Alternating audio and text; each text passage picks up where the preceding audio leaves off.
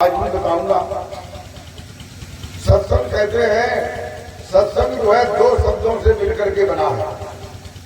एक शब्द है सत्य और दूसरा शब्द है संग।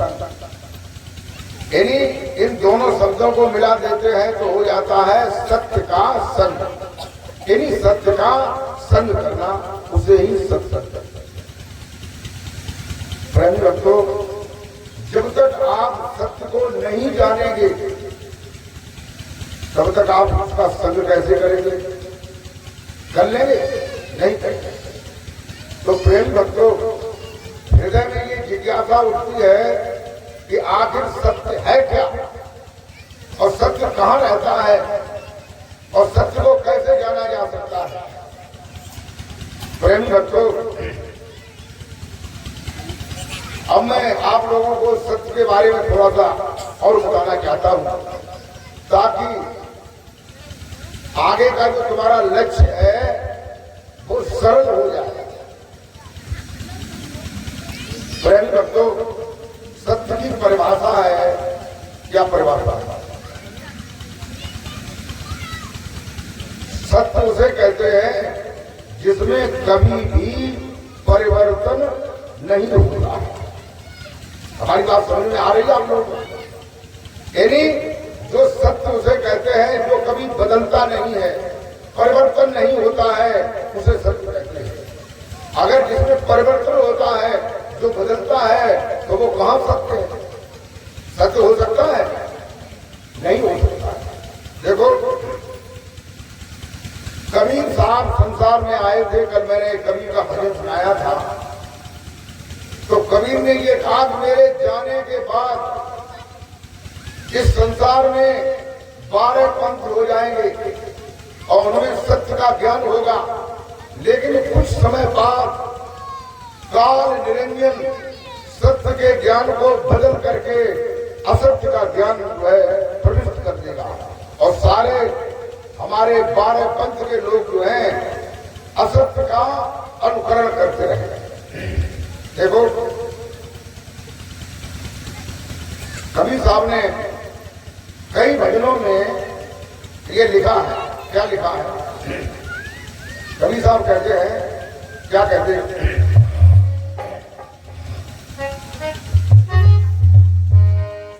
कि मनुआ कब भजियो सतना,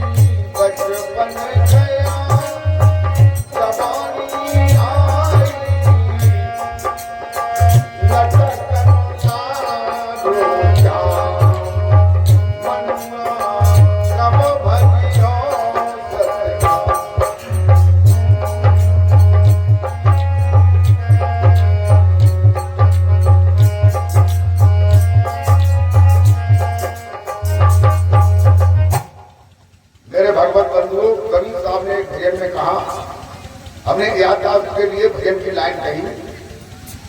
इन्हीं भजन ये कहता है कि मनुआ कब भजियो सतना। यानी कबीर साहब ये कहते हैं कि हे मन, तुम जो सच्चा नाम है उसे कब भजोगे? तो लोगों ने क्या समझा? लोगों ने ये समझा कि जो सत्य नाम शब्द है, सत्य नाम, यही जो है उसी के लिए कबीर साहब कह रहे हैं कि सत्य नाम भजो। तो कबीर के 12 पंथों में लोग जो है सतनाम सतनाम सतनाम सतनाम भज रहे हैं। भज रहे कि नहीं भज रहे? और देखो, राधा स्वामी मत है, उसमें 6 नाम देते हैं, उनमें 6 नाम देते हैं। उनने लोगों ने सोची कि हुई सकत कि ये नाम है, इनसे काम न हो पाए तो सत्यनाम को ले ले, तो उन्होंने भी सत्यनाम को ले लिया। प्रेम भक्तों, जय गुरुदेव में 6 नाम है, उन्होंने भी सतनाम को ले लिया बीच में। ओम निरंजन निरंकार सोम सतनाम। राधा स्वामी जय गुरुदेव। धनधन सतगुरु के 3 नाम है, उन्होंने भी एक नाम सत्यनाम ले लिया कि सत्यनाम। अकाल मूर्ति सत्य स्वरूपी राम। ऐसे बहुत से पंथों में लोगों ने सोचा कि ऐसो दुआएं कभी साहब कहिए तो सत्यनाम से ही कल्याण होने वालो हो, ताकि भाई सन ले ले। तो प्रेम भक्तों सत्यनाम कहते हैं। देखिए अम्मों से कहते हैं सत्यनाम सत्यनाम। अम्मो बंद हुई हो, ओट बंद हुई है। अब सत्यनाम है नहीं है, क्यों? बंद हो गया। इन्हीं सत्य से कहते हैं, ये मैं परिभाषा बता चुका हूं, जो निरंतर है, जिसमें कोई अंतर नहीं आता है और कभी भी उसमें परिवर्तन नहीं होता है। प्रेम भक्तों और कहते हैं जो जैसा पहले था, कब? जब सूर्य नहीं था, चंद्रमा नहीं था, पृथ्वी नहीं थी, ग्रह उपग्रह नहीं थे, ब्रह्मा विष्णु महेश नहीं थे, ये कोई भी सृष्टि नहीं थी, तब भी सत्य था। क्या था? सत्य। और आज ये सब कुछ है तो भी सत्य है। अभी कुछ समय बाद, ये समय आ चुका है 2024 से 2032 तक, इसमें विनाश होगा, महामारियां आएंगी, विश्व युद्ध होगा। इसमें 8 अरब इस समय जनसंख्या है, 64 करोड़ रह जाएगी। तब भी वो नाम रहेगा, तब भी वो सत्य रहेगा। तो वो सत्य क्या है? वो सत्य क्या है? देखिए एक उदाहरण मैं देता हूं सत्य का। संसार में जो भी आप देख रहे हैं, गोस्वामी तुलसीदास जी कहते हैं कि गो गोचर जालक मन जाई और तानो माया जानो भाई। यानी जो भी हम आंखों से, कानों से, इंद्रियों से, गो माने इंद्रियों से देख रहे हैं, वो सब क्या है? माया है। और सत्य कैसा है? इंद्रियों के परे है, इंद्रियों से परे है। प्रेम भक्तों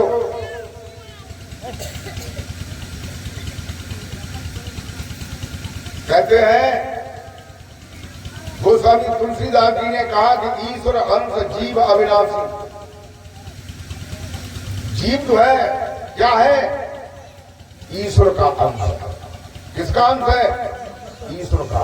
जो ईश्वर जो है सच्चिदानंद घन है, जो ईश्वर सच्चिदानंद घन है, सत्य भी है, चैतन्य भी है और आनंद घन है, उसी का अंश जो है जीव है। ये जीव जो है ये भी सत्य है और अविनाशी है, परंतु आनंद का अभाव है, आनंद की कमी है। ये जीव जो है आनंद को ही ढूंढ रहा है। इसके लिए कहते हैं कि चैतन्य अमल सहज सुख राशि। अगर ये अमल करे, क्या अमल करे? सदगुरु के द्वारा उस सच्चे नाम को जान करके उसका अमल करे, अभ्यास करे, तो आनंद को प्राप्त हो जाता है। प्रेम भक्तों जीव जो है कैसा है? सत्य है और अविनाशी है। अविनाशी का मतलब जिसका कभी विनाश नहीं होता, और सत्य का मतलब जो हमेशा रहता है। अब बताइए, तुम्हारे शरीर के अंदर जो चैतन्य आत्मा है वो मरता है कि कभी नहीं मरता है? कभी नहीं मरता है। अविनाशी शरीर बदल जाता है, शरीर बदल जाता है, लेकिन जीव नहीं मरता है। तो वो सत्य तुम्हारे पास है कि नहीं? तुम्हें अभ्यास करने को, सत्य को जानने के लिए कहां जाना पड़ेगा? मथुरा, वृंदावन, काशी, अयोध्या, यूरेशलेम, मक्का, मदीना, कहां जाना पड़ेगा? कहीं जाने की आवश्यकता नहीं, वो सत्य तुम्हारे पास है। आज तुम्हें कहां जाने की आवश्यकता है? किस चीज को ढूंढने की आवश्यकता है? सदगुरु को ढूंढने की आवश्यकता है। अगर तुम्हें सच्चा सदगुरु मिल जाए तो ये समझो कि तुम्हें सत्य मिल जाएगा और परमात्मा मिल जाएगा। और सदगुरु नहीं मिलेगा तो तुम्हें न सत्य मिलेगा और न परमात्मा। प्रेम भक्तों,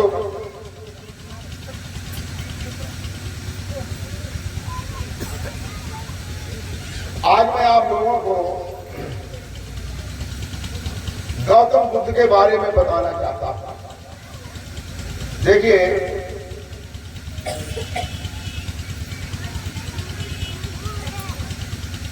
सृष्टि के आरंभ में ब्रह्मा विष्णु महेश हुए। ब्रह्मा की पत्नी का नाम सावित्री था और सावित्री का जो लड़का था उसका नाम था मरीच, और मरीच के पुत्र का नाम था कश्यप, जो कश्यप ऋषि। उनके दो पत्नियां थी, दित्य और अदित्य। कश्यप के एक पुत्र हुए जिनका नाम था विश्वामित्र। क्या नाम था? विश्वामित्र। क्या नाम था? विश्वामित्र। उन्हीं को सूर्य भी कहते थे। उन्हीं को क्या कहते थे? सूर्य। इसलिए इस वंश को सूर्य वंश कहा गया। और वो सूर्य नहीं जो ऊपर चमक रहा है, ये लोगों का भ्रम है, अज्ञान है, अविद्या है। क्योंकि वो तो ग्रह है, वो कोई आदमी थोड़ी था, उसके तो कोई पत्नियां नहीं थी। लेकिन लोगों ने कथाओं में, कहानियों में उसी सूर्य को बता दिया। गीता में भी कहा कि ये ज्ञान मैंने सबसे पहले सूर्य को दिया। तो कौन सूर्य को दिया? इन्हीं विश्वामित्र सूर्य को दिया। सूर्य के पुत्र थे श्राद्ध देव। उनके इच्छा के मानदाता के मुचकुंद के देवनिक के अन्ना के पृथु के चंद्र के उपनाश के शासक बृहस्पति उपनाश। देखो थोड़े थोड़े बता रहा हूं। इसी वंश में आगे चल करके मानदाता हुए। मानदाता के पुरपुत्र हुए, त्रिदर्श हुए, उनके अंशस्थ हुए, उनके हैफस हुए, उनके अरुण हुए, उनके निखंड हुए, उनके सत्यव्रत हुए, और सत्यव्रत के हरिश्चंद्र। हरिश्चंद्र के रोहितास हुए, रोहितास के चंट हुए, रोहितास के हरितास हुए, हरितास के चंट हुए, चंट के सुदेश हुए, सुदेश के विशुक हुए, विशुक के बाहुक हुए, बाहुक के राजा सगर हुए, सगर के असमंजस हुए, असमंजस के दिलीप हुए, असमंजस के अंशमान, अंशमान के दिलीप, और दिलीप के भगीरथ, भगीरथ के सुरत। और इसी वंश में फिर जो है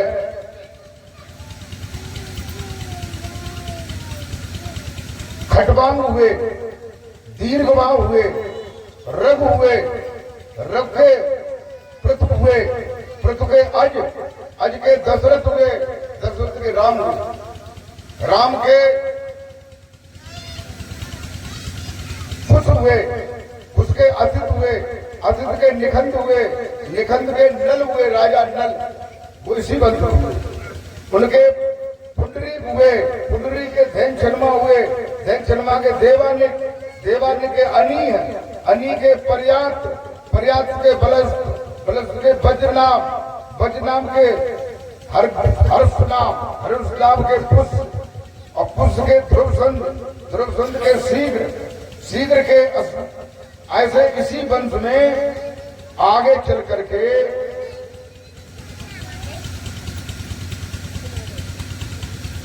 कृतंजय, कृतंजय के रणंजय, रणंजय के संजय, और संजय के पुत्र का नाम था साक्य। क्या नाम था?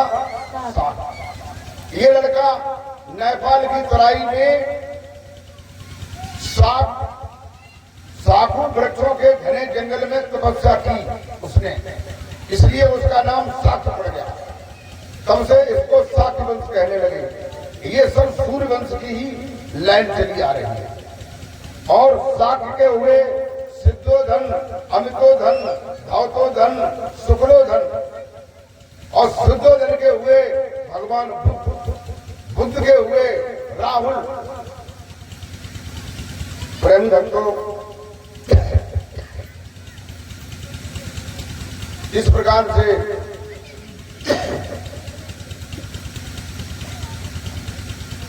बुद्ध का जब जन्म हुआ प्रेम भक्तों, तो उनकी माता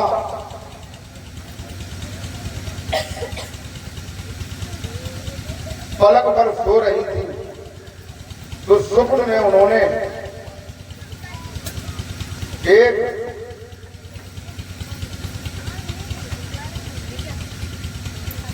सूंड का हाथी, सफेद रंग का हाथी देखा। उन्होंने ब्राह्मणों को बुलवाया, उनसे पूछा, तो उन्होंने कहा इसके गर्भ में वह बालक है जो सारी दुनिया पर अपना साम्राज्य करेगा, या दुनिया पे साम्राज्य नहीं करेगा तो इतना बड़ा संत होगा कि जिसे सारी दुनिया के लोग जाने। ये कहा। प्रेम भक्तों, धीरे धीरे सिद्धार्थ जो है वो बड़े होने लगे। शुद्धोधन ने सोचा कि अगर ये लड़का महात्मा हो गया तो हमारी गद्दी कौन चलाएगा। देखो, कोई भी चाहे बिल्कुल गरीब हो चाहे पैसा वाला हो, उसके माँ बाप ये नहीं चाहते हैं कि मेरा लड़का जो है महात्मा हो जाए। चाहते हैं? नहीं चाहते। प्रेम भक्तों, सिद्धार्थ के पिता शुद्धोधन ने एक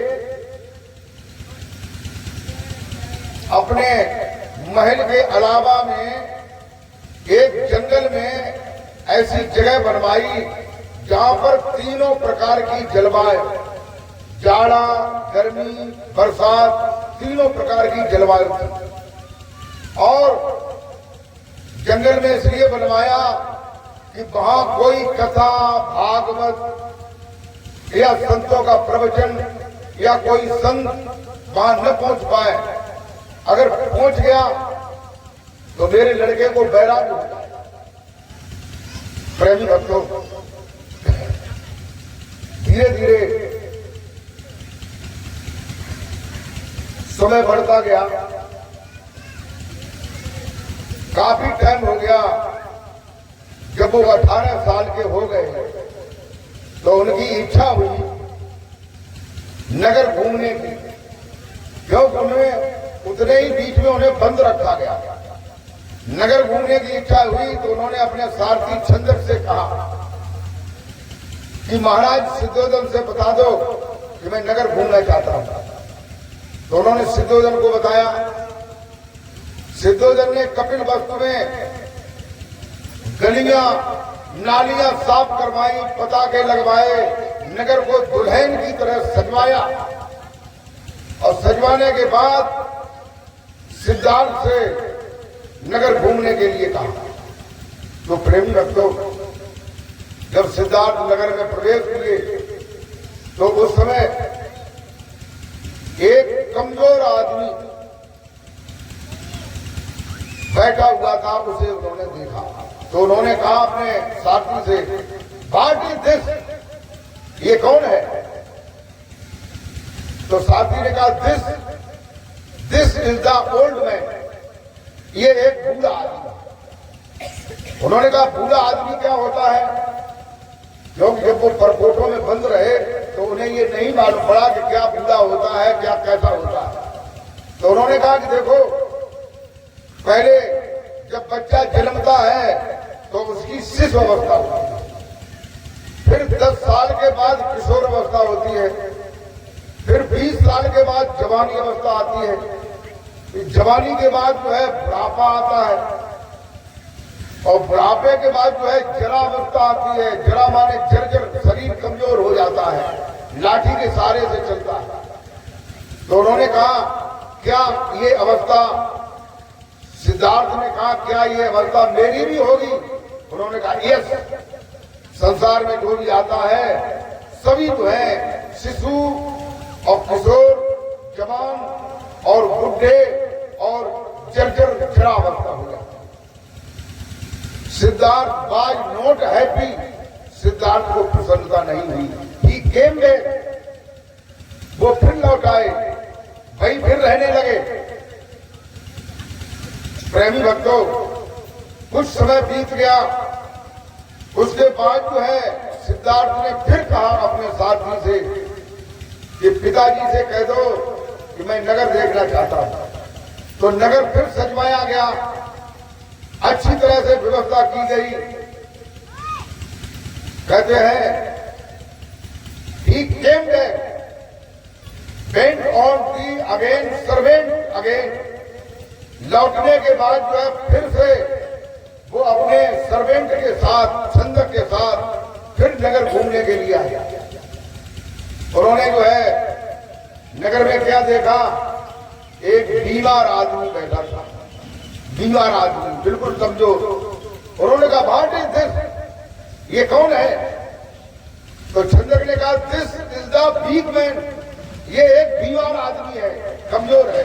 what is this the weak man, ये कमजोर आदमी क्या होता है? उन्होंने कहा आदमी बीमार हो जाता है, कमजोर हो जाता है। उन्होंने कहा क्या ये बीमारी मुझे भी लग सकती है? उन्होंने कहा चाहे राजा हो, चाहे राजा का लड़का हो, चाहे गरीब का लड़का हो, कोई भी हो संसार में, कोई भी बीमार हो सकता है। तो Siddharth was not happy, Siddharth को प्रसन्नता नहीं हुई, अच्छा नहीं लगा। ही केम बैक, वो फिर लौट आए, फिर रहने लगे। कुछ दिनों के रहने के बाद जो है उन्होंने अपने छंदक साथी से फिर कहा कि मैं नगर देखना चाहता हूं, पिताजी से कह दो। तो उन्होंने सिद्धोधन से कहा, नगर सजवाया गया, व्यवस्था की गई अच्छी तरह से। प्रेमी भक्तों, कहते हैं बेंट और again with his servant again. तीसरी बार जो है फिर अपने साथी के साथ नगर देखने के लिए आए। उस समय नगर में एक अर्थी जा रही थी, मुर्दा जा रहा था। तो सिद्धार्थ ने कहा व्हाट इज दिस, ये कौन है? उन्होंने कहा this is the dead body, ये एक मुर्दा है। उन्होंने कहा what is this the dead body, ये डेड बॉडी क्या होता है? उन्होंने कहा ये आदमी जो है पहले शिशु अवस्था होती है, फिर किशोर अवस्था होती है, फिर जवानी अवस्था होती है, फिर बुढ़ापा आता है, फिर बुढ़ापे के बाद भी जरा अवस्था होती है, बिल्कुल शरीर जर्जर कमजोर हो जाता है। उसके बाद आदमी की मृत्यु हो जाती है। उन्होंने कहा मृत्यु क्या होती है? उन्होंने कहा ये शरीर है, शरीर में से जो चैतन्य आत्मा है, जो आंखों के द्वारा देख रहा है, कानों के द्वारा सुन रहा है, नाक के द्वारा सूंघ रहा है, मुंह के द्वारा बातचीत कर रहा है, ये शरीर छोड़ करके चला जाता है। तो उन्होंने अपने सर्वेंट से कहा कि ये कहां चला जाता है? तो उन्होंने कहा ये मुझे नहीं मालूम। तो उन्होंने कहा ये किसको मालूम है, ये हमें बताओ। तो उन्होंने कहा ये बड़े बड़े जो संत होते हैं, महापुरुष होते हैं, उनको ये जानकारी होती है कि ये आदमी इस शरीर के अंदर जो चैतन्य आत्मा है वो निकल करके कहां जाता है। सिद्धार्थ वाज नॉट हैप्पी, उनको प्रसन्नता नहीं हुई, वो फिर लौट आए, उसी परकोटों में रहने लगे। रहने के बाद जब कुछ समय बीता, जब उनकी अवस्था जो है 19-20 साल की हुई, तो सिद्धोधन ने ये सोचा कि हमें ये मालूम पड़ता है कि ये मुर्दा देख करके इसको बैराग हो गया, इसलिए हमें क्या करना चाहिए, इसकी शादी कर देना चाहिए। देखो शादी एक ऐसी चीज होती है जिसमें बैरागी खत्म हो। कोई महात्मा हो, खूब पहुंचो वो महात्मा, और वह 1 महीना तक बारात में लिवाई जाओ, जब ब्याह हो तो बाबू दिमाग जो है बदल के जखान लगे कि देखो बाबू ब्याह तो है ना, विदा विदा कैसी दूनी लगड़ी कहानी कुंवरी कैसी होए हमाऊ ब्याह, विचार बदल जाएगा। और अगर कोई गृहस्थ हो उसे 1 महीने शमशान में मुर्दा के साथ भेजो, मुर्दे को वो जलाए, 1 महीने जलाए, 1 महीने शमशान में जाए तो वो महात्मा होने के लिए बाध्य हो जाएगा। ये कहेगा कि हमें गृहस्थी से कोई मतलब नहीं, ये आदमी मर के कहाँ गया, मुझे भी मरना है एक दिन, इसलिए मैं तब मरूंगा जब मैं ये जानूंगा कि ये आखिर सत्य क्या है। प्रेम भक्तों, सिद्धार्थ का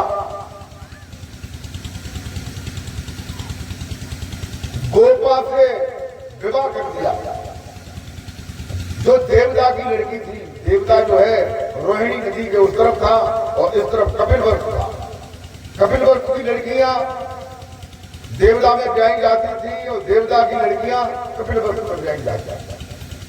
तो यशोधरा के साथ जो है शादी हो गई। बुद्ध रहने लगे। बुद्ध ने सोचा कि शादी के बाद जो है शादी में कोई आनंद जरूर हुए तो सारी दुनिया के लोग जो है शादी शादी शादी शादी शादी के पीछे भैया भरी लिपटे है कि नहीं भाई? तू हाँ हूं करो ने कहा जी मुंह हलाओ तो समझ में आए कि तुम लोग सुन रहे हैं। ऐसा तो ना सपा बैराग हुई हो, वो चिड़ैया उड़ी ही हो। प्रेमी भक्तों, देखिए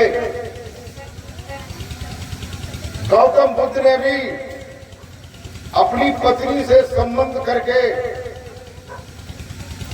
विषय वासना में कुछ समय पढ़ के उसका आनंद लिया और उस आनंद से एक पुत्र ने जन्म लिया जिसका नाम राहुल था। प्रेमी भक्तों, राहुल का जन्म होने के 2-4 दिन ही हुए गौतम बुद्ध को वैराग्य हो चुका था। यशोधरा जो है गौतम बुद्ध की तर्जनी उंगली को पकड़ करके रोजाना सोया करती थी। तर्जनी उंगली को पकड़ के सोया करती थी, कहीं ये रात में चले न जाए। गौतम बुद्ध ने क्या काम किया, किसी काठ के कारीगर से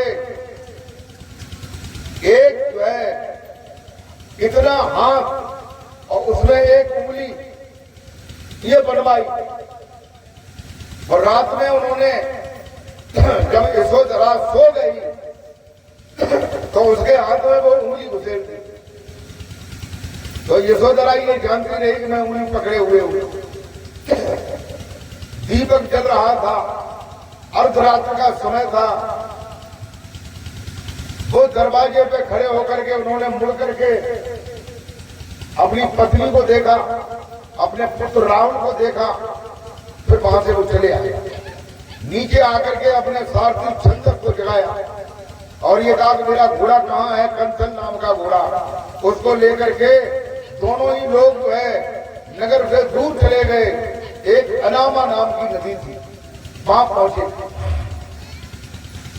उन्होंने अपने राजसी बालों को, पहले जो है राजाओं के राजा लोग, उनके राजकुमार लोग जो है बालों को रखाते थे, कुंडल पहनते थे। तो उन्होंने राजसी जो वस्त्र थे उनको उतार दिया, अपने बाल को तलवार से काट दिया और काट करके अपने गहनों को अपने सारथी छंदक को दिया और ये कहा कि जाओ पिताजी से ये कहना कि अब सिद्धार्थ तभी आएगा जब उसे सत्य का ज्ञान हो जाए, तुम जाओ यहां से। तो वो चले गए।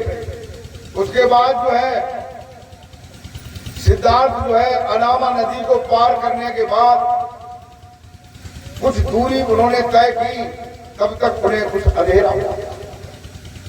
प्रेमी भक्तों, तो वहां पर एक कुटिया थी एक महात्मा की, उसमें झंडा लगा हुआ था। तो झंडे को, पताका को देख करके उन्होंने सोचा कि हाँ जरूर कोई रहता है। वो उनके पास गए तो वहां एक महात्मा मिली। कैसे महात्मा? नकली महात्मा मिले। महात्मा कई प्रकार के होते हैं, असली, नकली। कतली और फसली, तो वहां नकली महात्मा मिले। कैसे नकली मिले कि वो सन्यासी का भेष धारण किए हुए थे, लेकिन जाति का बहेलिया था। वो भेष धारण करके पशुओं को पकड़ता था, पक्षियों को पकड़ता था, कमरे में बंद कर लेता था और दिन में बेचता था। उन्हीं के यहाँ जो है सिद्धार्थ रुके राजा, उन्होंने बातचीत की तो उन्हें पता चला कि ये सिद्धार्थ राजा शुद्धोधन का लड़का है, प्रेम रखो। तो उन्होंने सोचा कि उनसे कहा कि देखो मैं आपको एक सलाह देता हूं। उन्होंने कहा क्या सलाह? कि आप कहीं जाएंगे और कहीं आप खड़े होंगे, अंधेरा होगा और वहां पशु होंगे, घर होगा, तो आपको चोर समझ करके लोग प्रताड़ित करेंगे, तुम्हें मारेंगे और तुम्हारा जो है अपमान करेंगे।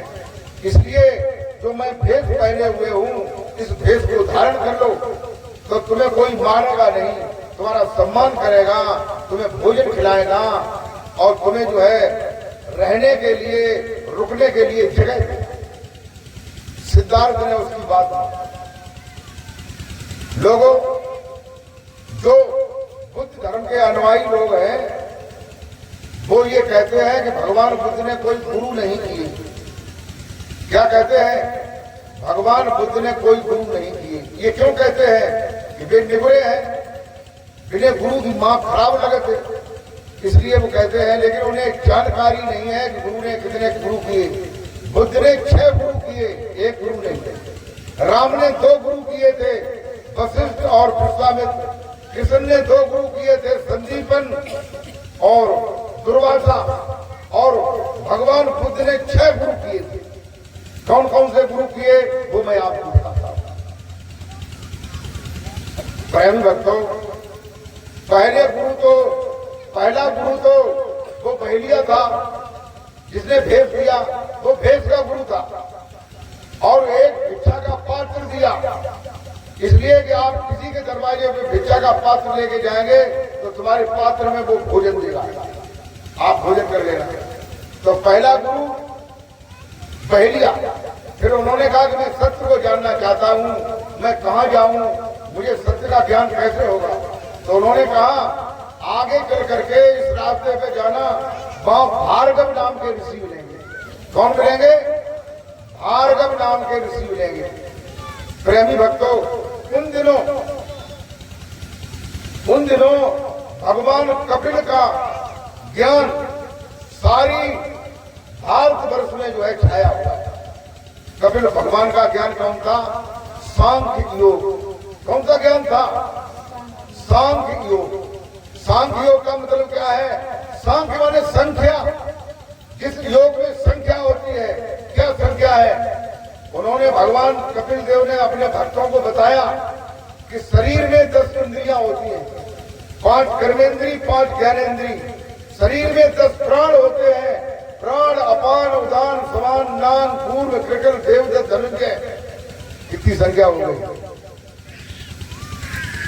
10 इंद्रियां, 10 प्राण, 20, 4 अंतःकरण, मन, बुद्धि, चित्त, अहम। कितनी होगी संख्या? 24 हो गई। 25वीं संख्या क्या है? 25वीं संख्या जो है जीव है, जीवात्मा, उस शरीर के अंदर है। प्रेम भक्तों, और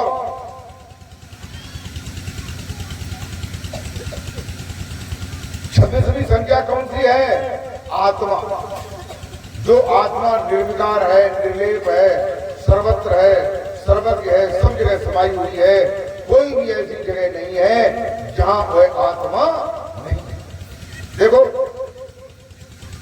जैसे आकाश है, हमारी बात को आप गौर से सुने। जैसे आकाश है जो सर्वत्र है, जिसमें सूर्य, चंद्रमा, तारे, ग्रह, उपग्रह, मनुष्य, नर, नाग, पशु, पक्षी, गंधर्व, पितर, अर्यमा, देव, धनुष, पर्वत, नदियां, ये सब समाये हुए हैं, उसे आकाश कहते हैं। अगर पृथ्वी पे कोई कुम्हार चाक में मिट्टी रख करके अगर घड़ा बनाता है घड़ा जानते हैं आप लोग, घड़ा बनाता है तो घड़े के अंदर भी खाली जगह होती है, होती कि नहीं? खाली जगह को आकाश कहते हैं। तो घड़े के अंदर जितनी खाली जगह होगी उसे कहते हैं घटाकाश। क्या कहते हैं? घटाकाश, यानी घटका, घड़े का। ऐसे ही इसी प्रकार से जो परमात्मा है वो सर्वव्यापी है, सर्वेश्वर है, सर्वमय है, सर्वनियंता है, सबका कारण है, हर जगह समाया हुआ है। सुई की नोक पर भी जगह नहीं है जहां वो समाया हुआ नहीं है। वही परमात्मा शरीर के अंदर जितना विद्यमान है उसी को आत्मा नाम से संज्ञा दी जाती है। जिसके लिए गीता में कहते हैं नहीं छिदन्ति शस्त्राणि न दहति पावका न चेदम क्लेदन्ति आपो न शोषयति मारता। यानी आत्मा को नहीं छिदन्ति शस्त्राणि, कोई भी हथियार काट नहीं सकता, अग्नि जला नहीं सकती, पानी गीला नहीं कर सकता, हवा सुखा नहीं सकती, कोई भी तत्व जो है किसी प्रकार का आत्मा पर आघात या परिवर्तन नहीं कर सकते। तो सांख्य योग में भगवान कपिल देव ने ये बताया कि श्वास को खींचो और श्वास को फेंको, श्वास को खींचो और श्वास को फेंको, फिर श्वास को रोक लो, रोक करके अपनी शक्ति के अनुसार, सामर्थ्य के अनुसार श्वास को रोके रहो और रोक करके दोनों भौं के बीच में ध्यान करो। ये उनका सांख्य योग था, हठ योग ये आता है। तो यही जो है जब गौतम बुद्ध भार्गव ऋषि के यहाँ पहुंचे तो उन्होंने यही योग बताया। 7 दिन तक वहां रहे। 7 दिन रहने के बाद उन्होंने इसी अभ्यास को किया, श्वास को खींचा, श्वास को फेंका, फिर श्वास को रोका, रोक करके अपनी सामर्थ्य अनुसार उसके बाद फिर छोड़ दिया, फिर खींचा, फिर फेंका। ये अभ्यास उन्होंने 7 दिन किया, लेकिन उन्हें संतुष्टि नहीं हुई। तो उन्होंने भार्गव ऋषि से कहा कि गुरुदेव मुझे तसल्ली नहीं हुई, आपकी जान शांति नहीं हुई। तो उन्होंने कहा ठीक है तो आप जाइए। तो उन्होंने कहा बताओ आगे हम कहाँ जाएं?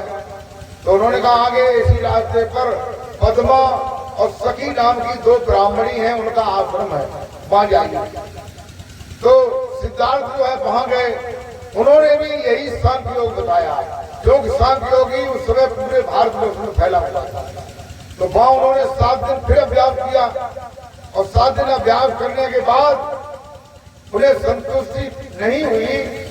तो वो फिर जो है उन्होंने पद्मा और सखी से कहा कि मुझे संतुष्टि नहीं हुई, मुझे शांति नहीं हुई, इसलिए आप मुझे और कोई बताओ। तो आगे उन्होंने कहा पद्मा सखी ने अलार कलाम नाम के एक संत हैं उनसे मिलो। तो वो आगे चल करके अलार कलाम से मिले। उन्होंने भी यही योग बताया कि श्वास को खींचो, फेंको, रोक लो और शक्ति अनुसार रोक लो और प्रकृति के मध्य में ध्यान करो। प्रेमी भक्तों, उन्हें संतुष्टि नहीं हुई। उन्होंने उनसे भी कहा मुझे संतुष्टि नहीं हुई। तो उन्होंने कहा ठीक है तो आप मगध देश में जाओ। कहाँ जाओ? मगध देश में जाओ, वहां पर रामपुत्र नाम के एक योगी हैं, उनसे मिलो और शायद वो तुम्हें कोई उपाय पाए। तो मगध में रामपुत्र नाम से योगी से मिले, उन्होंने भी वही सांख्य योग बताया। जब 6 जगह सांख्य योग मिला तो गौतम बुद्ध ने ये सोचा कि हो सकता है जब 6 गुरु हमने किए, जहां भी जाते हैं वो यही लोग बताते हैं, तो हो सकता है यही ज्ञान सच्चा हो, हमें कुछ दिन अभ्यास करने की आवश्यकता है, हो सकता है तब मुझे शांति। तो मगध देश में ही 5 पहाड़ियां थी, चारों तरफ घिरी हुई 5 पहाड़ियां थी, उनके बीच में कुछ मैदान था, उसमें जो है पेड़ पौधे थे और एक फील्ड था। तो वहां वो गौतम बुद्ध जो है वो रहने लगे। प्रेमी भक्तों, जब सिद्धार्थ का जन्म हुआ था तो एक हिमालय की कंदरा में असतकाल देवल नाम के एक महात्मा थे, ऋषि थे, जो ब्राह्मण परिवार के थे, जिनकी बहन कपिल वस्तु में थी। उनको आगाह हुआ कि कपिल वस्तु में किसी महापुरुष ने जन्म लिया है, उनके दर्शन करो। तो वो दर्शन करने के लिए आए थे। जब उन्होंने गौतम बुद्ध का दर्शन किया और दर्शन करने के बाद अपनी बहन के यहाँ रुके, तो बहन के यहाँ रुकने के बाद उन्हें वहां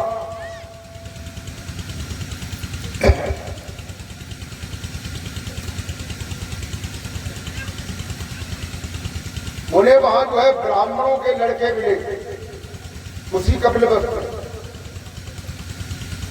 एक लड़के का नाम जो है अनानाता था, दूसरे लड़के का नाम जो है कौटिल्या भद्री था, तीसरे लड़के का नाम पप्पा था, चौथे लड़के का नाम महानाम था और पांचवें का नाम असजी था। ये 5 भद्री ब्राह्मण जिन्हें बोलते हैं, ये 5 भद्री 5 ब्राह्मणों के लड़के थे और ये असतकाल देवल उनके मामा लगते थे। तो उन्होंने बताया कि ये गौतम बुद्ध नाम का, ये जो सिद्धार्थ नाम का लड़का है, ये 19 से 21 साल की अवस्था में इसे बैराग होगा और ये घर छोड़ के चला जाएगा।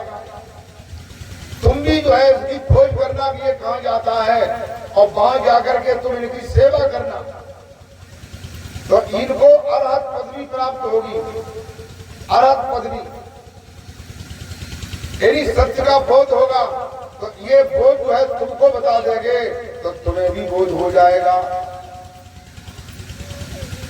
बोलिए सद्गुरुदेव भगवान की। तो वो जो है 5 पर्वतों के बीच में घिरे हुए जंगल में वहां रहने लगे। जब उन्हें भूख लगी तो वहां पर राजा बिंबसार का महल था, उनके लड़के का नाम अजातशत्रु था।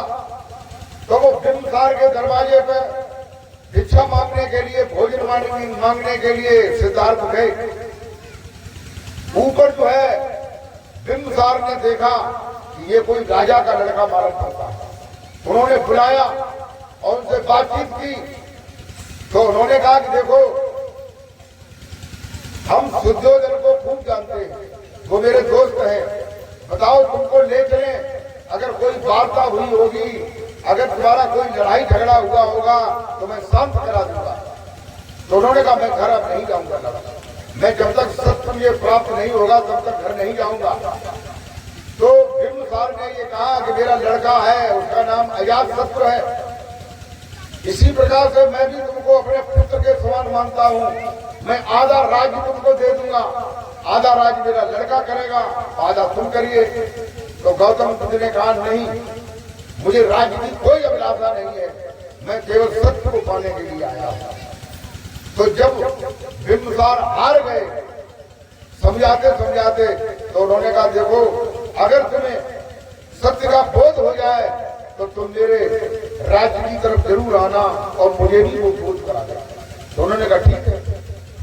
तो उसी बीच में रहने लगे।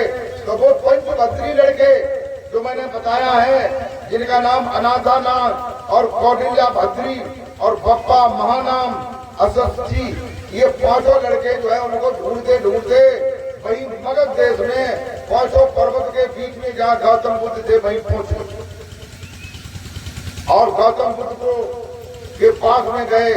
उन्होंने जो है खरपूस काट करके एक झोपड़ी बनाई और झोपड़ी में सुंदर सा आसन बनाया उसका, और गौतम बुद्ध को बैठने के लिए कहा। 5 भद्री ब्राह्मणों ने उनकी सेवा करना चालू कर दिया। एक आसन बिछाता था, एक पानी भर के लाता था, एक उनको नहलवाता था, एक उनकी सेवा करता था, एक भोजन लेने जाता था। 5 के अलग अलग था। प्रेमी भक्तों, 5 भद्री ब्राह्मणों के साथ उस पर्वत के बीच में वो कई दिन तक रुके। फिर रुकने के बाद फिर वहां से वो चले गए। वो 5 भद्री ब्राह्मण भी उनके साथ गए। फिर ढोंगेश्वर की पहाड़ी पर उन्होंने 6 वर्ष 7 महीना 3 दिन तक कोई अभ्यास किया। जो भगवान कपिल देव के का जो ज्ञान था, सांख्य योग था, जो 6 गुरुओं के द्वारा उन्हें मिला, उसी का अभ्यास करने लगे। अभ्यास करते करते उन्हें 6 साल 7 महीने 3 दिन हो गए। शरीर बिल्कुल कमजोर हो गया। पहले उन्होंने फल खाए, फिर फलों को छोड़ दिया, पत्तों को खाया, फिर पत्तों को छोड़ दिया, पानी को पिया, फिर पानी को भी छोड़ करके केवल हवा का आहार किया।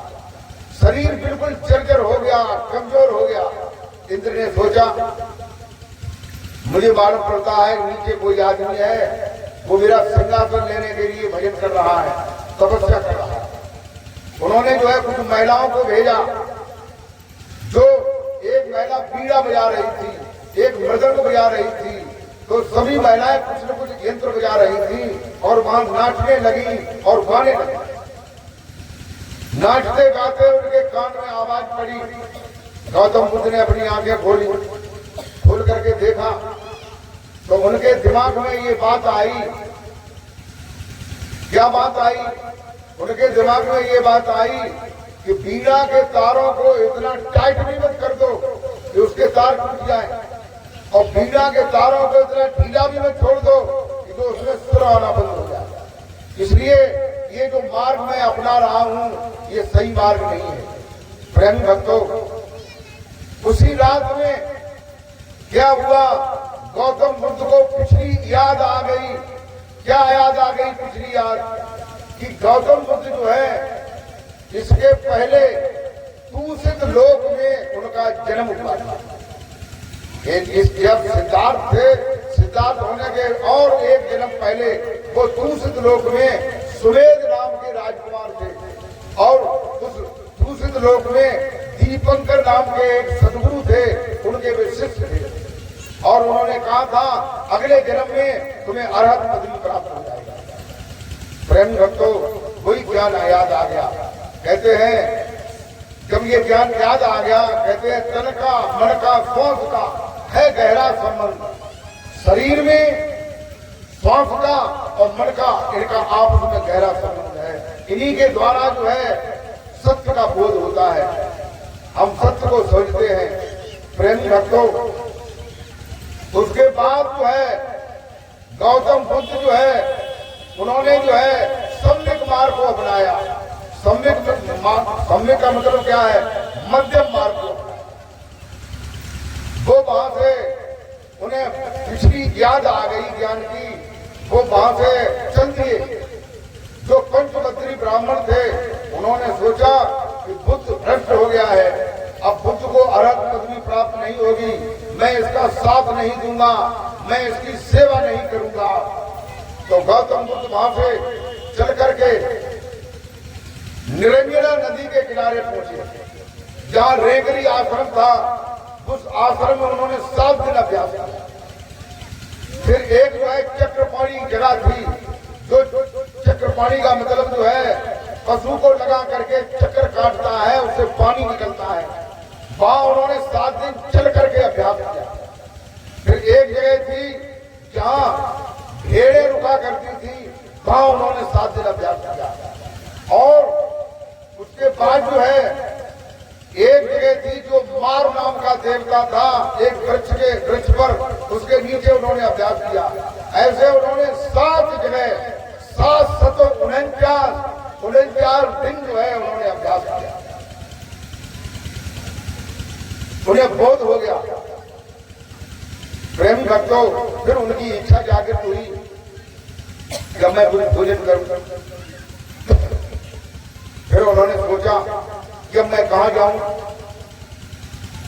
तो बिंबसार के बारे में जानकारी की तो उन्हें पता चला कि बिंबसार के लड़के अजातशत्रु ने बिंबसार की हत्या कर दी है और वो राजगद्दी पर बैठ गए। तो मैं किसको ज्ञान दूं? फिर उन्होंने सोचा कि जो पंचमंत्री ब्राह्मण थे जिन्होंने मेरी सेवा की, वे कहां हैं?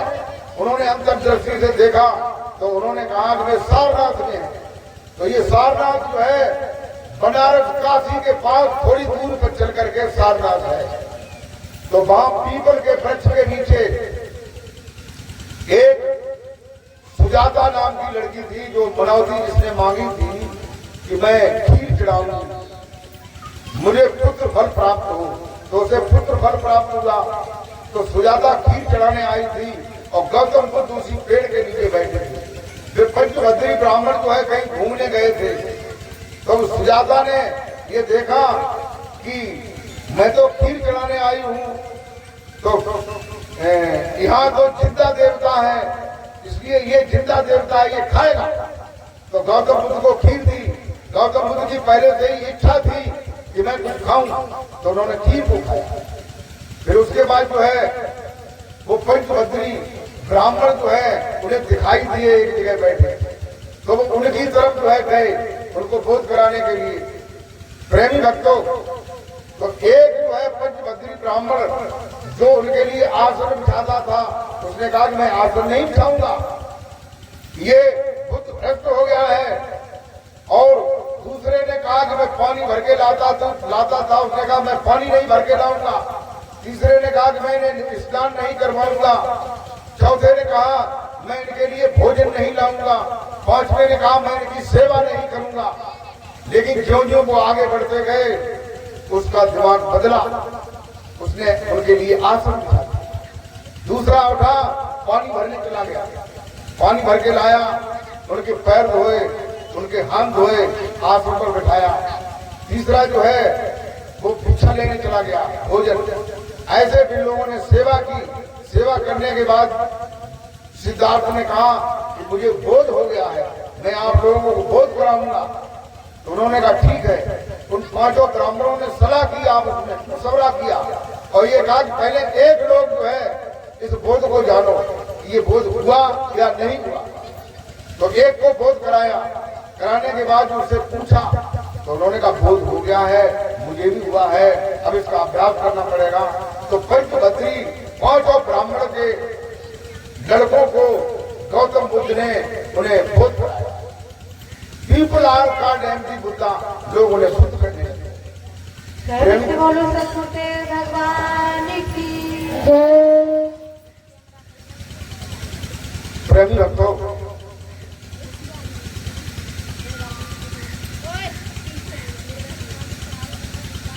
बुद्ध की तरह जो है आप भी इंसान हैं। आप भी अगर सत्य को चाहे तो सत्य को ढूंढ सकते हो। लेकिन बुद्ध को जानकारी नहीं थी, इसलिए वे उन्हें 6 गुरुओं के पास गए। लेकिन अगर तुमको सच्चा और पूर्ण गुरु अगर एक ही मिल जाए, पहले ही बार मिल जाए, तो तुमको बोध हो जाएगा। तुम्हें जंगल में जाना पड़ेगा, बहुत से गुरुओं के पास जाना पड़ेगा, नहीं जाना। कहते हैं, क्या कहते हैं